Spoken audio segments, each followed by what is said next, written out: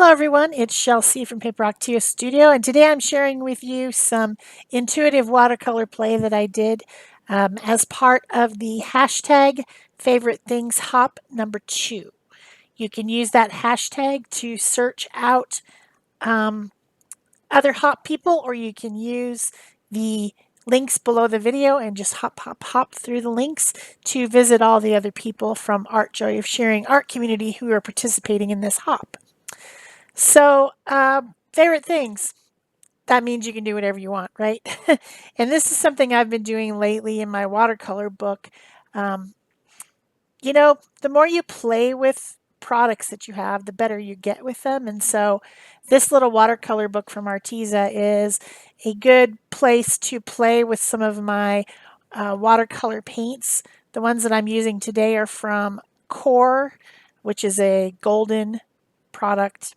And I'm playing with how to make the paint juicy. I'm playing with the tonality of the paint. How dark, how light is it, dependent upon how much water I put with it.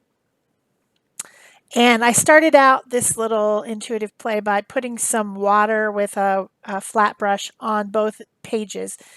Now, usually when you're doing watercolor, you would need to stretch out your paper and tape it down so it doesn't buckle. This is in a book. It's going to buckle. That's just all there is to it. But I guess it'll get flattened out when when I close the book and it's closed for a while.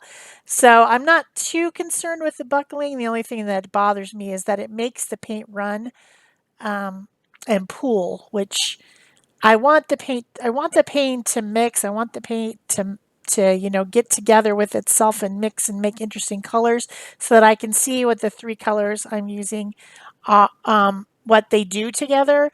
I am using primary colors, the magenta, the Hansa yellow, and the French ultramarine blue, I think, on the right side. And then on the other side, I threw in a more of a teal blue color with the other two colors. But basically, I'm going with, red, blue, yellow. So I'm smushing the color around there with my watercolor brush. These are Zen, made by Royal and Langnickel, and they don't have wooden handles. Of course, you should never leave your brushes in water, but sometimes I do. And when they have wooden handles that are painted, that the wood swells up, the paint peels off. So I like to try to find ones that have handles that are made out of acrylic, or in this case, appears to be some sort of a metal, perhaps. So I'm also dropping water on there. I started out with wet, so then I put wet in wet. And then I'm dropping water. I've dropped some coarse salt on there. I'm trying to get everything really watery and swooshy, and not concerned about blooms. I'm actually trying to create blooms. I'm trying to create granulation. I I just want to see how all this looks when it's dry. So I'm going to set it aside to dry before I take my next steps for quite a while, a couple hours, so that it's completely dry. So once it is, then I'm looking at my mixed and swooshed together watercolor and seeing if I can see something in it. And this is a fun activity. This is some you just let your mind go. You just start to see instead of starting to think. I'm not thinking about what do I want it to be. I'm thinking about what do I see? And I might see more than one thing, and then I pick something that I see and I'm going to bring it out. So this is the second layer going on, and I'm taking a pencil and just lightly drawing around the thing that I see and adding any details that it might need. And what I see on this left-hand side is a sea monster, and a sea monster in the waves in the ocean, kind of like a dragon look to the head, and then just a long sinuous body, but of course you can't see the rest of his body because it's in the waves. So once I've drawn my pencil line around where I want to to add some more watercolor to give the impression that these things are more visible, not just to me, but to everybody. So then I'm taking out the same watercolor colors, that same teal color, which is a Daniel Smith paint. But I can't tell you off the top of my head what color it is. I'll link it below the video. And I'll link all the paints and products that I used below the video so that you can find them if you need them. That it's a really pretty color and it granulates really nicely, which means it's whatever the pigments are don't completely dissolve in water. And then as they dry on the paper, they sink down into the creases and crevices of paper. This is a cold pressed watercolor paper. So I like watercolors, I've decided after playing around that I really like the ones that granulate the most. I think they look super cool. So this is one of them that granulates. And I'm I'm putting the colors around the outside of my little dragon sea serpent guy. And then also I'm adding in some colors here and there to highlight some things that I have drawn in, like his eyes and the ridge of his eyebrows, his nose, his nostrils, his mouth. And I've also decided that there's a sunshine over on the right hand side, and then of course there's waves. And I mix up the paint on my palette to get it nice and juicy, and then I just drag the paint along the line, and then I clean off my brush and dry it by rolling it on my paper towel, which you can't see. And then I take that slightly damp brush and I drag that to try to smooth out the lines as I'm going. So this is kind of like watercolor glazing, where you're putting one color of watercolor over another, except for in the cases where I am going in the same color.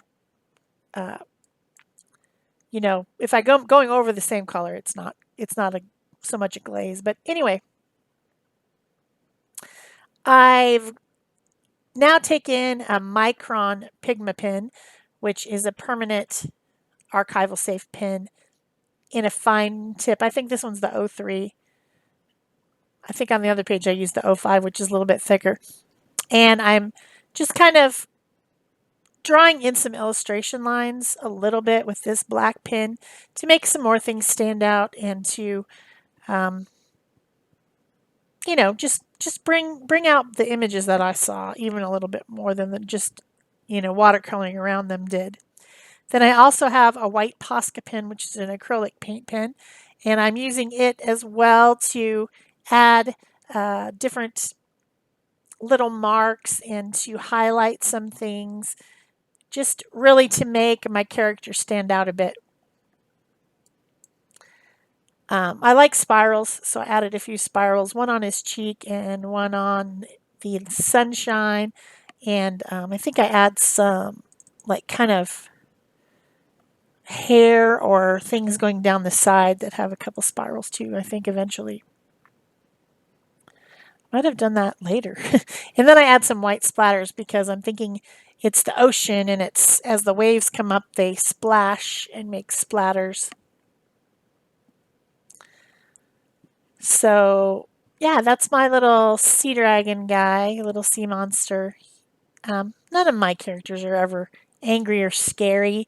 They just look, like they're smiling. Oh, there I do, the little things around the side with the white pen.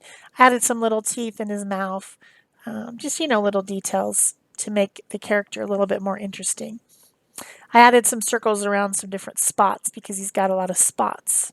So that was from where the salt was. So that was my first page, and I think it turned out pretty cute. I like this one better than the other one. It's cute. So then I was looking at the next page, and I guess I already had kind of sea monsters on the brain.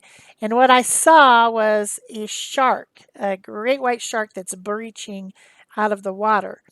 So I'm doing the same process, taking the pencil, drawing around some stuff, making some waves, making the body of the shark, the mouth, that area of yellow, that seemed like a mouth, and then there was a couple light spots that could possibly be an eye, and then of course a pointy snout and a fin. That's just what I could see. And I'm sure other people will see other things in this.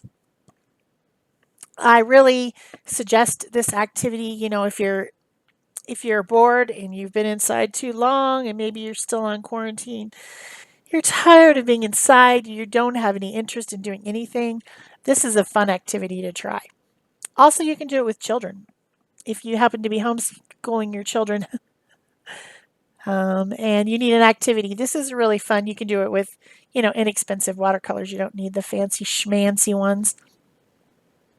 I'm using the fancy schmancy ones because I have them and I want to see the properties of how they mix, how they blend, and how they make other colors. That's what I'm interested in when I'm doing this, as well as just an activity to do, something fun to do.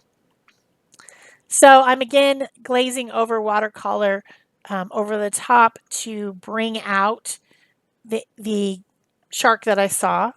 I want everyone to be able to see it, so I'm going around the outside, or in some cases around the inside of the line, and bringing him out, and then adding the black micron pen. This time I used a thicker pen. This is the 05, and I decided I wanted tips on the waves, like little curls on the waves. So I drew those in, but of course then I already had the black line. So I brought back in the white and I obliterated that extra black line I didn't need by adding white. So now they're like white caps. The ocean is really roaring around this big breaching shark who's, I guess, wants to bite someone, I guess. He's got his mouth open, but he's smiling. I don't think he's unhappy. Maybe he's just hungry.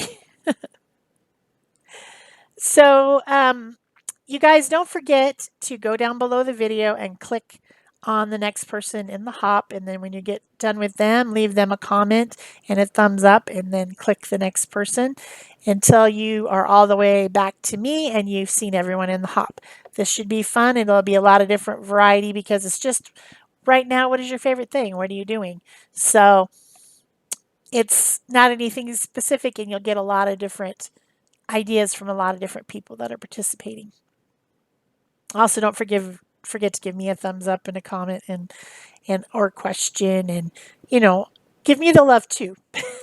Finish my video before you hop to the next one, please. So I had to bring the watercolors back out and add. I realized that he needed a fin over on this side, and then also there would be one opposite on the other side. So I needed to draw and paint those in. I got some teeth in his mouth. I'm giving him a little bit of the magenta in his mouth and on his cheek, just to make him cuter. A dark eye. Their eyes are the same color as their body, basically, kind of like a steel gray, but of course I'm using blue, not gray.